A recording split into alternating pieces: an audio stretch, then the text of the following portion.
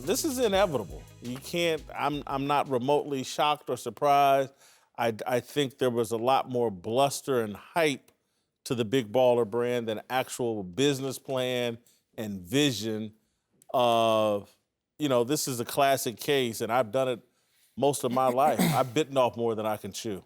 And LaVar bit off more than he could chew here, and they're choking on it right now. Yeah. Oh, man, Business 101, maybe the first day of class, they'll tell you, most businesses fail. Remember that.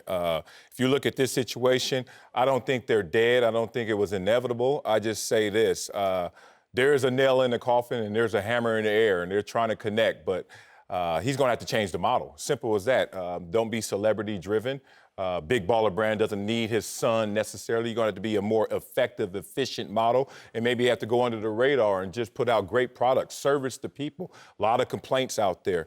But if you look at it in totality, this is a situation that came from a great spirit, maybe not the greatest business acumen, maybe not the greatest fulfillment, but something that was trying to disrupt. And so the intentions were great, but I didn't think it was inevitable. I thought they were on to something. There's certainly still a void in the marketplace. Why did it get so much attention? Why did even Nike and Adidas take some interest in this? Because they know there's a hole in the marketplace, a void that they were trying to fill. Maybe the next company would learn from them and do the same. Well, you think, Li Ning, right? Dwayne Wade's company. Oh, yeah. There's, Under Armour started back when I first started in the league. Exactly, same here. And then the multi-billion-dollar company. I just think, for me, one is you were in a good place when you thought about this whole brand. I understand that, owning your own company, right? LaVar Ball.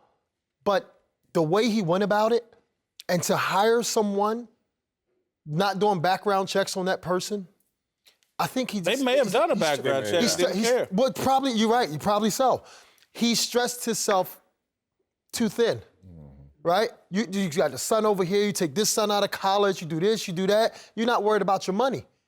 Your money, to even get Big Baller brand, it has to come from something. I just can't make something up. So you used your kid, you used Ball, the brothers, the boys, Chino Hills. You used all that.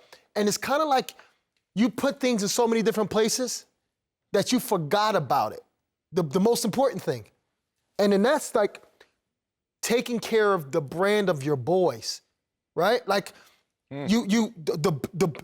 Lonzo is like left alone, basically. While all this is happening, you over here with your one son in prep school and the other guy. It's like you're doing so much. You need to concentrate on one thing, finish it out, and then move to the next. And he stretched himself too thin for me. And now you got this guy, Alan Foster, who basically is a thief. But it's interesting, you're looking at it through a business lens, and you're right. You should have fulfilled whatever Lonzo needed, even at the pro level, if this is really your star of your brand. Right. But it's crazy, he was facing criticism, LaVar Ball, when he was leaving college. Will he leave him alone? Will he allow Lonzo to succeed and fail independent of Big Baller brand or his father leaning over him? And it's crazy, he allowed that, and he did that, and that's actually undermined. I don't like the logo, and the shoes cost too much. Are we serious? They cost too much. They cost too much. And I bought all of them, and they cost too much. I'm just going to use LaVar's own words, and I don't mean this with any malicious intent, but he came on this network and told someone to stay in their lane. And he didn't even take his own advice. Right. Because, again, there's nothing about LaVar Ball that screams, I should be the CEO of a company that's going to disrupt Nike and Adidas. Right. Have realistic dreams, aspirations, and goals. You can't, there's no shortcuts to the top of the mountain. You got to stay on the radar. Make some reasonable goals. And again, your reasonable goals, like, I got a 19-year-old son going into the NBA. Just let him conquer that. Yes. There are a lot of 19-year-olds that fail in the NBA. Right. Before we start, and he's going to be the face of a brand that takes on Nike and Adidas and everybody else. Right. It's all unrealistic. You're so right. And for me, I could just see it coming again. It's start out small and build to something big. Real bad boys move in silence. And there's never been anything silent about LaVar. You know what's crazy? Investors will always tell you one of the questions they ask someone or something that they're investing is, and they will say, will you die if this fails? Will you be hurt? Will you be life-changing and altering if this fails? He was never in that position. So you got to think about it, business-to-business model. They were looking at this like, this is not going to work. But I'm going to read you something that, this is what it is in short, the narrative.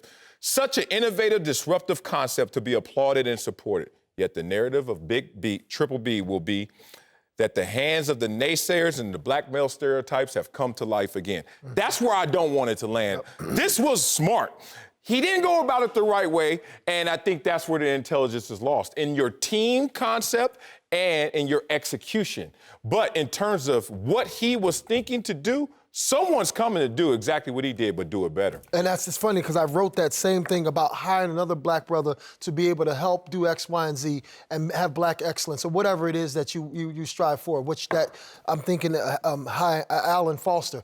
But then now the guy goes and he takes 1.5. But I don't see anything, LaVar's failures or success, the way he's conducted, I don't see it saying anything about black people or black men. You don't think so? No. I think a lot of the attention that was negative towards him was like, oh, this brother's coming out and he's being loud, the boisterous, the behavior was embodying. Well, it is him, but he was representing to a lot of the naysayers. Right? No matter what we know, what they see. But they say. The eye test is, oh, he's black. Oh, he's a black father. He's boisterous. He's loud. He's rambunctious. He's this. They're doing that. And he started a company. He hired a homie. And he hired a homie. There's 400 black guys in the NBA. I can only think of one LaVar Ball. There's 1,300 black dudes in the NFL. I don't know any LaVar Balls. We're talking about starting companies, too. I know, but I just don't. He seems like such an outlier that I just don't see the connection. He's so different. LaVar Ball is just off in his own little space to me. I hope that that's where it lands. It's just another failed company versus, he did it, brother did it. Yeah, it's a million companies that fail. Yeah. Is this potentially the end of the LaVar Ball phenomenon? I hope so. So Lonzo Ball, because I love Lonzo Ball. Yep. I love his skill set. He's one of my favorites, and he hasn't got the he hasn't got the chance yet to show everyone how good he really is because his father is a bigger star than him or wants to be a bigger star than him. It's like, I want to promote my son, but look at me. I'm doing this, but look at me. I love my son so much, buy my brand. Like, it's just like, I don't enjoy that part. I understand your intentions, or at least I hope I want to understand that your intentions are good. But the way you're doing them, to me, it's not genuine because it's a hidden agenda behind it.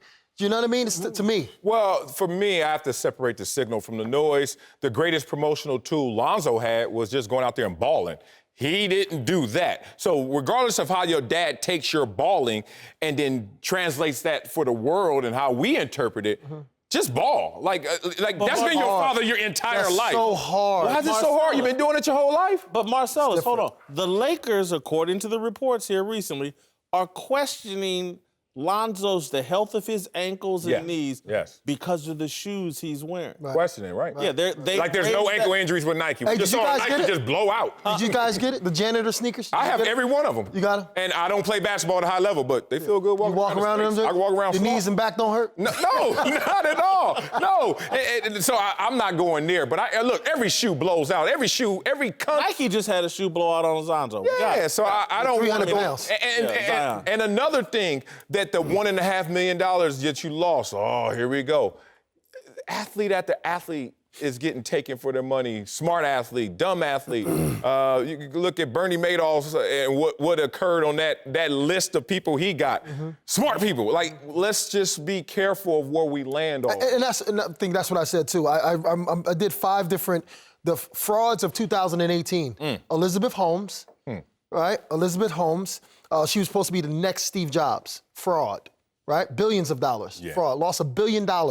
Then you have there's a bank CEO, $234 billion. Money laundering. That happens. We understand all that. But I'm talking about LaVar Ball and what he has done. I'm happy for Lonzo. He has a son now. He can be his own man. Yeah, I love that. And then, like, stay out of his way. Let that man grow now by himself. You did enough. Let it go. Yeah. Let him do him. I go back to what I've said from the beginning of this.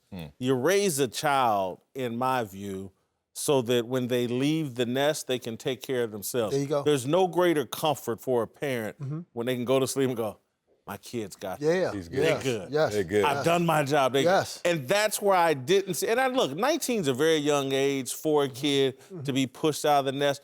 But he's joining the NBA. And that's almost like joining the military. It's like, you got to be your own man when you make those kind of choices. You chose to play basketball. Kobe did it. Yeah, with his parents. He did with his parents. He actually pushed them like, I'm cool. Listen, I don't want to hear nothing else, Mom. Me and Vanessa, like, I'm cool. Let me do me. But Kobe was on another level, too. Yeah. It's like the Ball boys, they're like mutes. No one speaks. Dad speaks all the time. You can't play. I don't care what you say you used to do. I don't know. You can't Melo does speak, but Melo hears it back, too. Yeah, right? Melo go at it.